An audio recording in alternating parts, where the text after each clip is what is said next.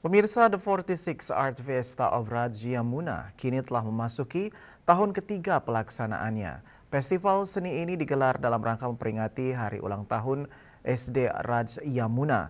Tahun ini dilaksanakan di Living World agar semakin meriah serta dapat menjangkau masyarakat luas. Kepala SD Rajayamuna Ida Bagus Putu Agustayana SPD menyampaikan tujuan utama festival seni ini adalah untuk memberikan wadah bagi para siswa agar dapat menampilkan bakat dan kreativitas mereka di hadapan masyarakat umum. Berbagai pertunjukan seni ditampilkan dalam kegiatan ini, seperti pagelaran dolanan, tabuh, serta penampilan drum band yang seluruhnya dibawakan oleh anak-anak.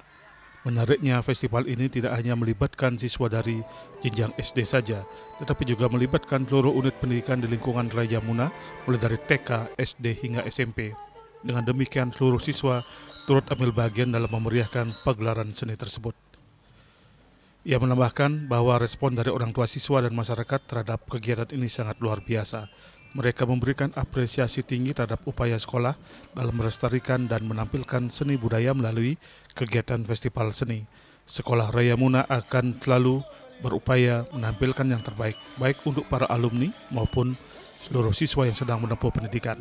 Ada tidak uli buat hari dulu dan ngelen-ngelen. Wah, oke, siaga. Bangseng bocol jadi celulung matital, bangseng bocol jadi raksasa matital.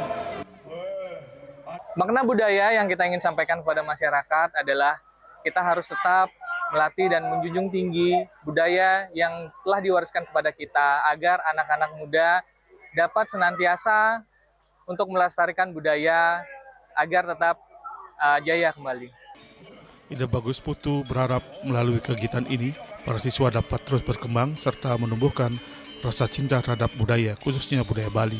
Dengan demikian, budaya Bali dapat tetap dicintai dan dilestarikan bersama oleh generasi muda di masa mendatang. Hendra, Bali TV.